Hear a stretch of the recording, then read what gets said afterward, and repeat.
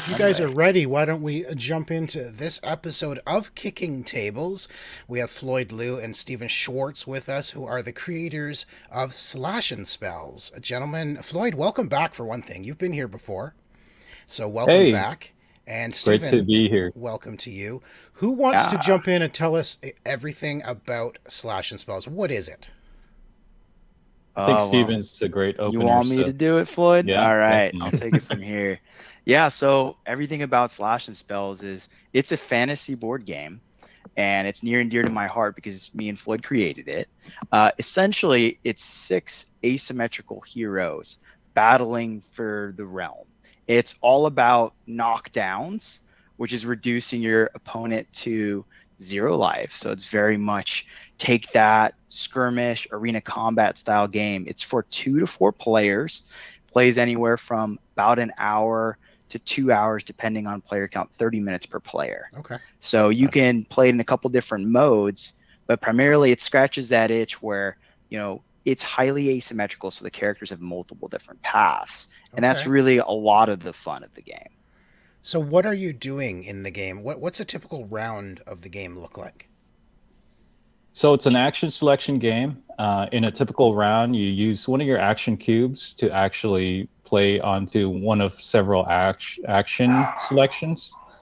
And the cool part about this game is that a lot of the stuff is ingrained into the movements. So as you're moving, you're also encountering the map, and you're also trying to defend against other players. And I think we blueprinted around that to make it seem very mainstream, where players can feel like they're fighting and growing at the same time. I think we wanted the game to Okay. be focused heavily on hero building and customization. Okay. Okay. So not only can you upgrade stats using actions, as you're moving, you're also collecting these relic cubes that help give you a different path. And a different path could unlock certain abilities in a card of that you have in your deck. So I think that was one really cool aspect of the game itself, is that you can really build onto your hero, and Okay. you can be like a tanky wizard, for example, or you could be a very highly DPS knight, and all the characters are different in this game, which makes it even cooler. So So are you build? You said you're building your character as you play. Like, is it sort of a deck builder? And what are you ultimately trying to achieve? so that's really you're trying to get as many knockdowns in 7 rounds, Oh, okay. and I think it's not a deck builder, but there is a unique mechanism. So each character has 18 unique cards Okay. itself. They're called hero cards, and you start off with some.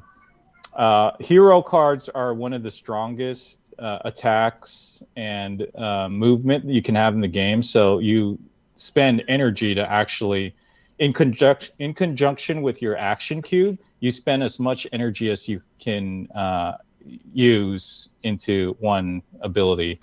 Okay. Uh, Steven, do you want to elaborate on that Yeah, a so little I can bit take more? from here. And that's a great point, Floyd, because you nailed kind of essentially what's happening. So when we say build your character, there's a lot of points in which we can influence that for each character. One, they're highly asymmetric and they have their own kind of thing that they're doing. Magnor, the rock giant, hulking guy, he has a rage balancing mechanic that's like central to his hero. And within that cool rage balancing mechanic that he has to navigate, there's three different points called relic paths in that basically act as a skill tree. And so as you collect relics, you're going to unlock bonuses in specific skill trees. And there's three skill trees. There's control, there's power, and there's growth for all characters. Okay. But these are all unique paths specifically designed for each character, of which there are 6 cards in that 18 card deck that are completely unique for that character. And they actually become actions after you play them from a Okay. battle tactics card perspective. So the hero cards get played top down. You get all the benefits of it if you can meet the energy cost.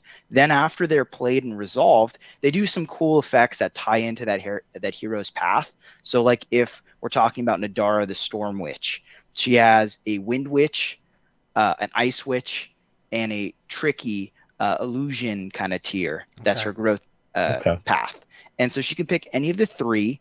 And those cards, the 6 cards that come out for each of those different, control, power, and growth, tie into that strategy within her character.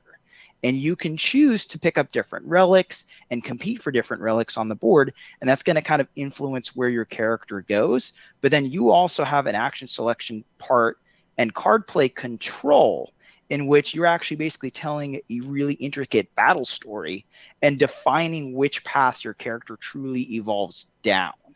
And that's kind of the fun, is finding the combos, as well as if you're playing in a team battle or a free-for-all, kind of chaining and interplaying off of other characters' interesting abilities, weaknesses, as well as their strengths. Because if they go down a certain path, you kind of know where they're going and you can try to counter it. So it's a really great back and forth skirmish arena combat game with a lot of depth and a lot of asymmetry. We spent a lot of time designing that asymmetry. Yeah, it sounds like you got a lot going on in there. That's awesome.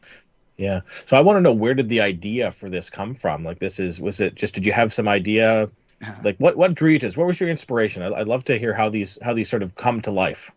Well, so the origin of the game is many years ago, just hanging out with my nerdy friends, and we were hanging out at our old house in Campbell, California, relaxing, kicking back, and we just take out games and play them. And I wanted to have something you just take out, pick up and play, that had a lot of complexity and like skirmish battle elements to it, deeply thematic and fantasy. And I started designing it. And it took me a lot longer than I was expecting. I improved as a designer and kind of built all these different systems and kind of fleshed out the character stories and all the art direction and everything. And I got to a point where the game was really good.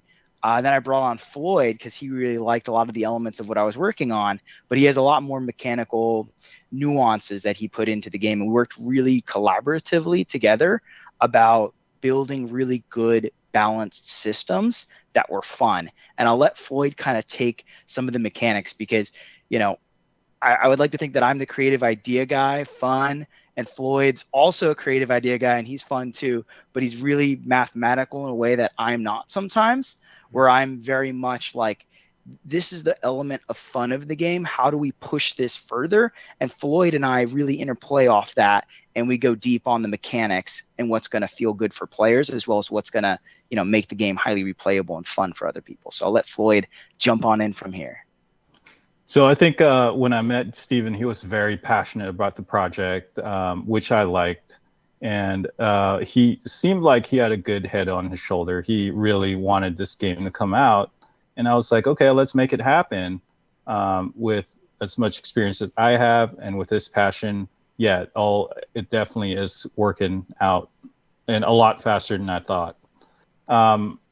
So I think Steven was trying to say that, he grew up as a gamer, he loved board games as a kid, and he told me all that. And, when he had this passion to make this game, and he had his own storylines and all these character descriptions. However, they weren't really fleshed out into mechanics yet. Okay. So we kind of looked at it together, and we wanted to really figure out what kind of mechanics we wanted to implement. The first thing we worked on was the map. So we wanted to make the map symmetrical, and that way there's a lot of strategic value into it. And we wanted to add meaning into the map, so we had these spawn tokens where you randomly draw it from 1 through 4. And the reason for that was that when we found that players could spawn at the same time at the same spot, you could just camp there and continuously kill an opponent in that area. So we had this, which is why I don't play Call of Duty. Yeah. Yeah. So we had this randomizer that could bring you farther away. In addition, we also made spaces where you can't be targeted at the start of your turn. So, but you can choose one of the locations. Then we added these like space tokens that are one time, and they're usually, the space tokens are usually like amplifiers or sponges, that absorb damage in certain areas. And we placed it strategically. We placed all the damage amplifiers around the map to kind of incentivize players to stay in the middle. Okay. Then we put certain bonus items in the center at certain rounds to kind of keep the rhythm, sent towards the center at certain rounds. You don't have to play this way. I mean, some players can, depending on their player type, they could definitely avoid it and not have to go to the center, because going to the center also makes you a big target. Right. So we know that from out there. Yeah, King of Tokyo. You don't sometimes want to be the King of Tokyo, right? Yeah. Yeah. Can we talk about? Sorry. Keep going. No worries. I was going to ask about the characters, actually. How many did you say? How many characters are there, and like, what are the different characters you have in the game? So there were 6 characters, and we made them all different difficulties. We have Felifar, which is the warlock, the fire warlock that summons the Balthasar. Steven knows a lot more about that character, so yeah. I can maybe take elaborate. it. So what Floyd's tying into is like, we designed for accessibility, and so we took so I had 6 characters, and we took a look at each one, and going back to the map design is like, we looked at the core systems of the game and unified them and built a framework, or as Floyd calls, the bones of a system. And so we kind of fleshed out, okay, so what does a hero do? And then we defined that, okay, so how much complexity should we add? We actually started with one of the higher complexity heroes, then realized we needed to go down. So every hero we built after, so we actually built Felifar first. And he has some really cool stuff. He's that warlock. So, he's like a disciple of this kind of demon. He finds this ability, like his abilities in like an ancient kind of Egyptian style temple. And, basically he's like a kind of a gray character. He's not good. He's not bad. He's kind of corrupted. And so his character has like a couple different paths. He can summon a voidling. He can bring Balazar into the world after he gets like additional attribute bonuses from kind of bringing him out and summoning him into the world. He also has a dark fire token that moves around and strikes people with the fire, and he kind of ball and whips it. But essentially each character was kind of built from that. Okay, so how much complexity do we want to add for these characters?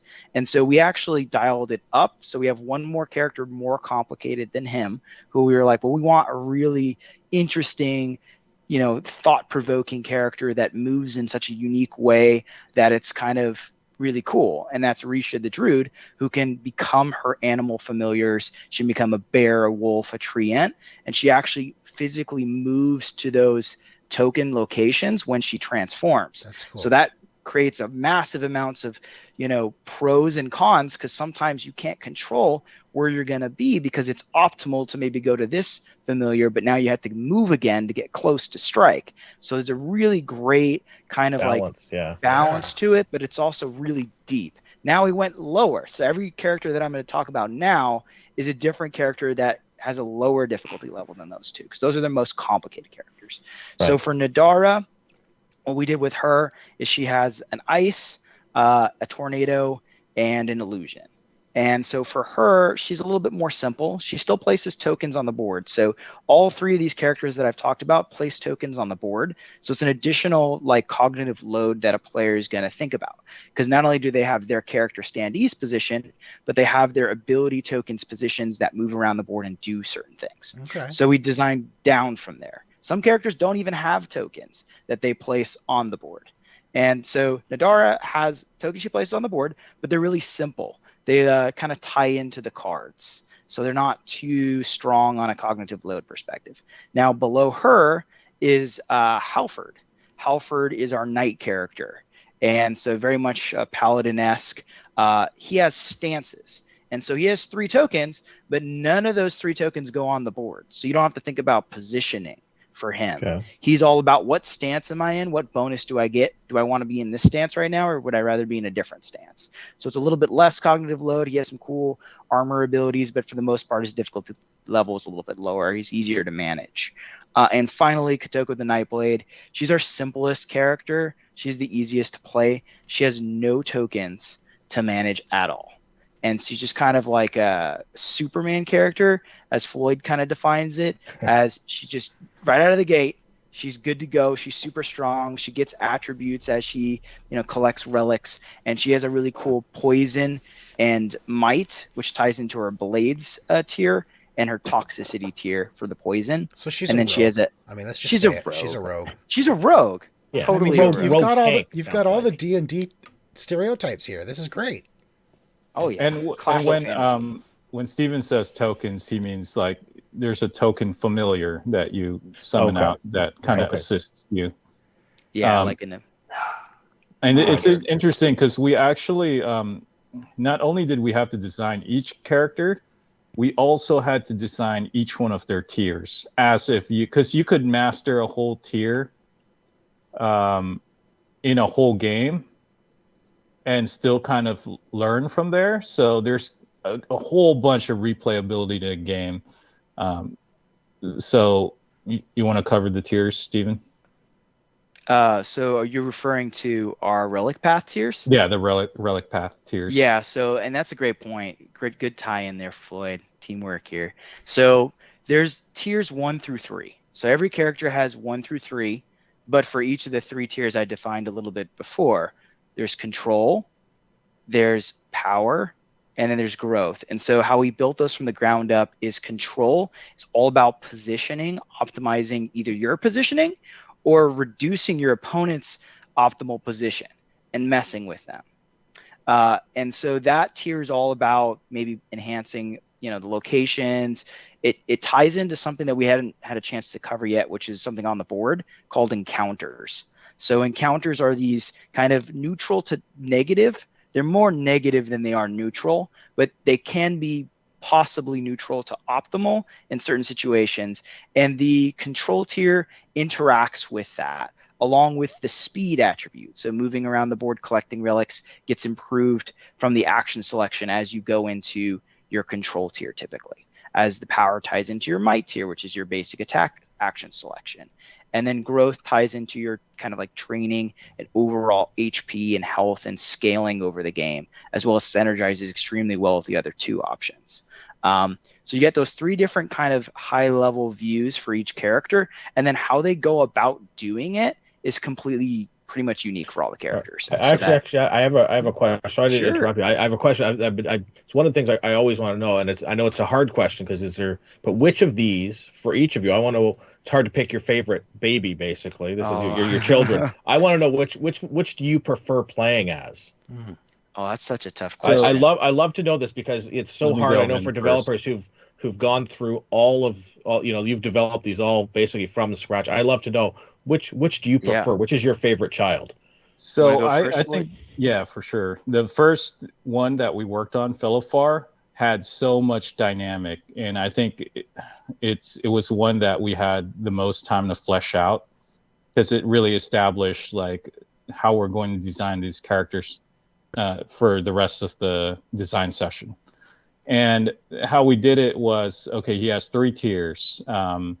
The first tier, which was the blue tier, his control tier, was you summon this voidling that helps teleport Philifar or vice versa. And this could help you control around the map and control against other players. And it also allows you to grab stuff that's far away and teleports it into you. And that thematically feels really cool. The second tier that he has is also a different dynamic. He summons this dark fire ball of whip. So when you play a card, it whips this ball of fire into other players, and its fire level actually grows, and it becomes a bigger fire towards the end, and it becomes really deadly.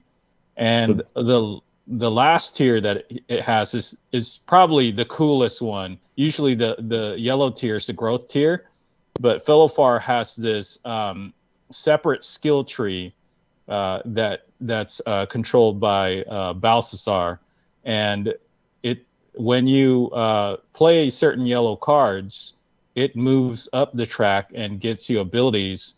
But the cool part is when it gets towards the end, where you level this all the way to its max, Balthasar comes off the skill tree and comes into the map to fight with you.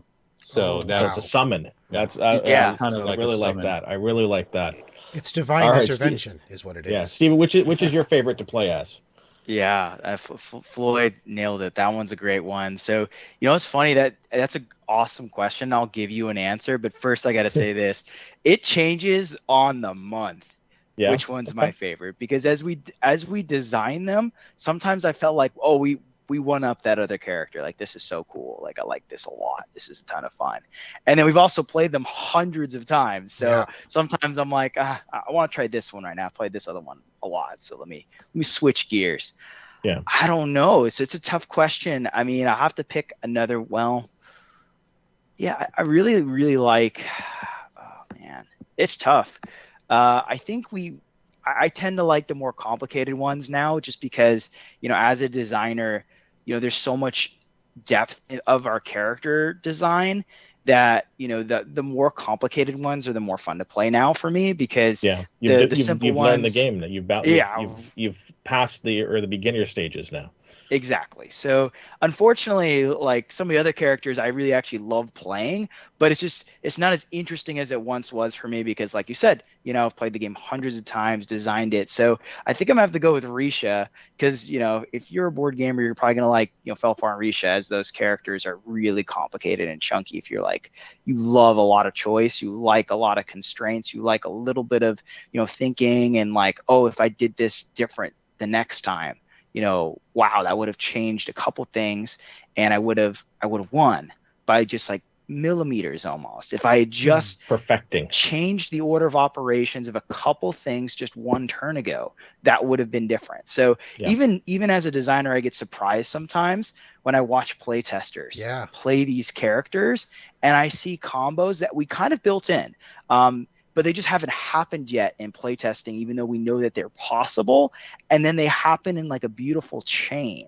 And that just gets me so excited because there's item cards and then there's, teams. So if there's two different characters together, we know how that's going to interplay on paper. But then when you add items, other players' character abilities influencing that as well, it sets up for this really great chain reaction. But Risha is probably my favorite right now just because, she's really cool. She has this treant that she can become, and the treant gives you energy and heals you. The wolf has like this super movement. So it automatically gets you max speed so you can run around the map and avoid encounters. And the bear is just a big old chunky bear, and he just hits you really, really hard. So all of them have like let's their be different honest. kind of Wild feel. shape is one of the coolest things a druid can do. So Oh yeah, we had to tap into that. It's a absolutely, classic. absolutely. Yeah, so I think we designed around those tiers really well because not only is Risha has some cool metamorphoses, it also it's challenging because I think the blue tier allows you to transform into any animal. So when you play a blue card, you can transform into any of the animals, while the yellow card actually helps you kind of grow and become the treant. But also, it's the cool thing about Risha is that her creatures could be spread around the map, and when you play certain blue cards, you can actually transform and then move into the space of where the animals are. Right. So mechanically, there's some really cool elements there, where if you play it right, you could end up 3 spaces further. It really sounds like every character plays completely different from another, and that's fantastic. Yeah, that's really neat. Yeah. Yeah, We for were sure. able to do that in a way though that once you understand the core system of the game, you can pick up another character and there's a lot of layers to peel there. Yeah. So we really like how, because every time I get a playtester to the table, often what they say is, after playing like 3 or 4 rounds, I go, oh, this is pretty simple. Like the core systems are really functioning well, and they're not too complicated, but the character depth is really where it gets super interesting. Yep, and they come back for more. Oh yeah, So- I love that. That's Let's great. talk about that depth. With your Kickstarter coming up, are there stretch goals? Are we going to see possibly beyond the 6 characters possibly available through that? Or do you have plans for further future expansions and stuff? Right now, we're coming in with the 6, Okay. and there's some rumors that there might be a 7th character Oh. potentially, but we're gonna reveal him on the day. So Okay. or her. Okay. You don't I know think what it is yet. holographics are out the bag already. Like that's for sure announced. Oh yeah, that's a guaranteed. I actually have them standing by me because it's yeah, hard and they to look cool. Oh it's my hard to get them. gosh. Those It's are hard nice to do them looking justice. cards. Also, I have terrible lighting in my room. No, but I can see how And this nice is- and shiny that's- they are. Yeah, Yeah, I love This is that. the I love Kickstarter that. exclusive That as visual. well. one of the challenges is trying to get these, on the Kickstarter page. I think I've just got to take photos. I've tried to, simulate it with renderings, but it's not the same as what they look like in a photograph or in person. They look solid. I'm really excited Well, about that. even the crappy lighting with your webcam, they actually look pretty They good. look so. amazing. I need a new computer. All right, listen, guys. Let's take a little bit of a break from Slash and Spells, and I want to do our Sure. lightning round of questions. Floyd, you did this with us last time you were here, but I've got 8 questions. I'm just going to ask you guys real quick about your board game habits, your board games, and board game night preferences.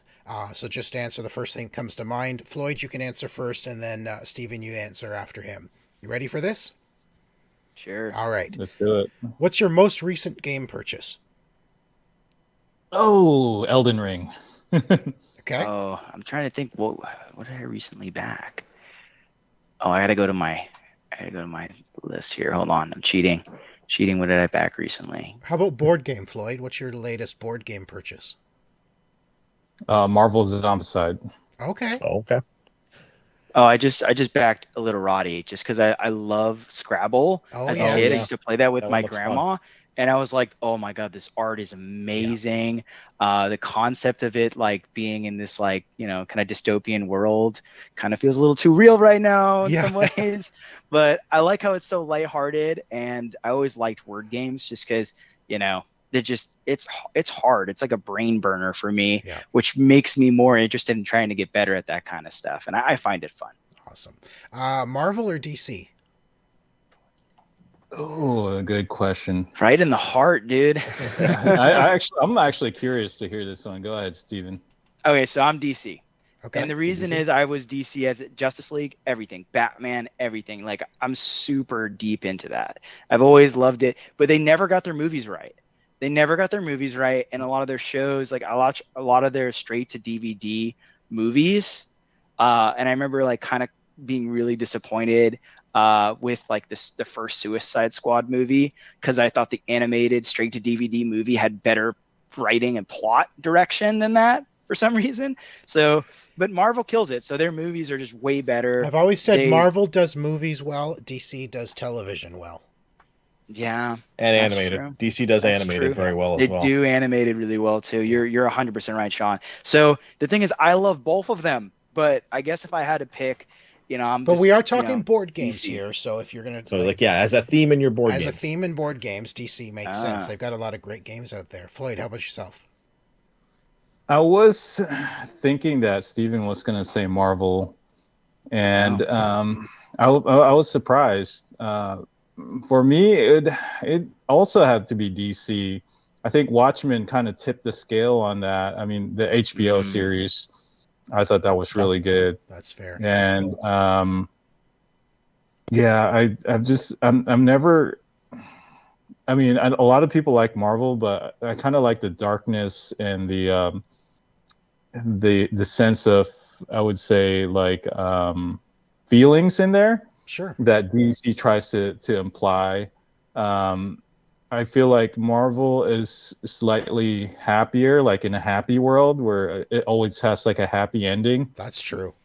Until, of course, we get to Doctor Strange and the multiverse of madness. Yeah, That's going to be that's gonna dark. be amazing. That's going to be That's Oh dark. yeah, great. All I right. love Doctor Strange. Next one. Favorite. Stephen Strange myself. There you go.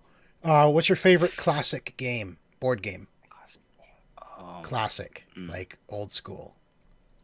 I have like a couple, but Monopoly, which is too common, but I must have played it probably like 1,000 Is that times. actually a favorite? Like, I obviously everybody's played Monopoly, but is it actually a favorite of yours? It is, and like I know I'm gonna get a lot of shit for this, to be honest. Yeah, But you got to I'm gonna give understand you like 10. how many times I probably played this game and how sacred it is in my family. That's fair. Because like I'm one of the people who's like deep into board games, but all my like relatives and stuff were not really like into them. So they were very casual board gamers, if you would understand that. So Yeah. I must have played it maybe like 30 times with my grandma, maybe like 150 times with my sister, my mom, my dad all played it. We were very competitive growing up about that. Also like Clue Yes. and Scrabble. Yes. Those are all classics. Battleship. But if I had to pick one, it's Monopoly, because like it helped me handle math better. It felt more real world. Like I could apply a lot of like, Colonel Mustard in the room with the the candlestick doesn't really apply to my life unless I have a secret life of murdering people and trying to detect it. But the Monopoly, like a lot of it was like real estate and money management and how to Always be the bank. That's always what I be the learned from bank. Monopoly, is always be the bank. All right, Floyd, how about yourself? So it's not Monopoly for me. Every time I played Monopoly, I felt like I had a splinter in my head. I don't know why. I'm not bashing on Monopoly though, but There's some flaws. I think last time I did say chess or something like Fireball Island. I kind of grew up on Milton Bradley. There you go. However, I was just at the Target store and I realized that they brought back Mousetrap. Oh, What? I always wanted that And game. I I'm never telling got it. you, as a kid, That was I the did not best. appreciate Mousetrap The that commercials much. are still in my head. But like back then, I did enjoy it. It was hard to set up. But now hard to as set a board game designer, I'm thinking about it. It's like, man, all those little traps and compartments. Yeah. Someone had to create those. Yeah.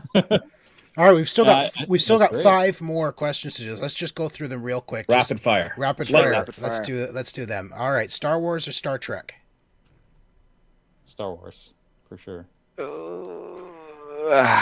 Star Wars, I guess, too, but I like Star Trek a lot too. See, valid answer for that is both. I'm also both. I love them both. I All got right, a Mandalorian shirt on, so there you go. See, Nice. Campaign or Legacy? I'm more of a Campaign. campaign guy. Floyd, what was that?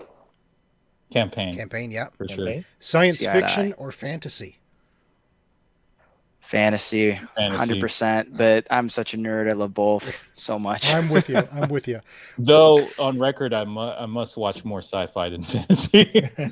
Really? Oh, yeah. I think they make more sci-fi now. It seems like fantasy is. I think. So I think you've already pretty much answered this next question. Favorite childhood game? I think you both already answered that. So we'll move on to final one: worker placement or area control. Ooh. Area control for me. Yeah. I think I'm 50-50 on this now, but I've been sold on the worker placement a little bit over the last couple of years. It's grown on me. I would have probably said area control 2 years ago, 100%. That's fair. So I think I'm shifting. I think the worker placement is tickling my fancy these days. All I'm right. liking it. Well, now that we got to know you as gamers, that is the end of our interview. But before we let you go, give us your final thoughts on give us the elevator pitch for Slash and Spells, and why should people back this game? I think it's going to, be a wonderful game on your table that you can just take out, set it up pretty quickly, get a couple plays in, and it has this like insane replayability where the moments that you have that I was describing before, where a couple chain reactions happen, or even if no chain reactions happen, it's basically like it has like a element of Euro to it. It's very chess-like, but like very fun, bright art and simple concepts within like a deeper complexity. So I think there's just a lot of layers for different people to, appeal. Like I think, teenagers, adults are going to find something really cool about it when they get it to the table, where it's not going to be too complicated. We designed for accessibility too. So, if someone's not a gamer, you can give them one of the lower difficulty level characters and they can hop in and it's still balanced. So it's going to give you, the competitive gamer, some challenge to face off. I think it's just it's a really fun and well thought through game that really tickles that fancy that I was really hoping it would, where you just go head to head, you mash together a couple characters, it's free for all, it's team battle, it's one-on-one, and it's really dynamic. Like I love Magic the Gathering when it comes to like thinking strategy. It's very much like that in an arena combat game. Really fun, kind of pick up and play with a lot of depth. Awesome. And of course, it hits Kickstarter tomorrow, March 29th. So everybody go check that out. The link is in the description below. Guys, thanks so much for joining us, and good luck with the campaign. It sounds amazing. Appreciate it. Thanks, gentlemen, for having us. Thank you. Had a great time. If you like what you heard and you want to back us on Kickstarter, we're going live tomorrow, and we'd love your support. Me and Floyd want to make more games, and we want to deliver more fun to your table. So check us out. Really appreciate it. And thanks to our wonderful hosts at OMG Nexus. Go subscribe now, because this channel is awesome. They support indie designers, and they have a wealth of knowledge, and they're great hosts.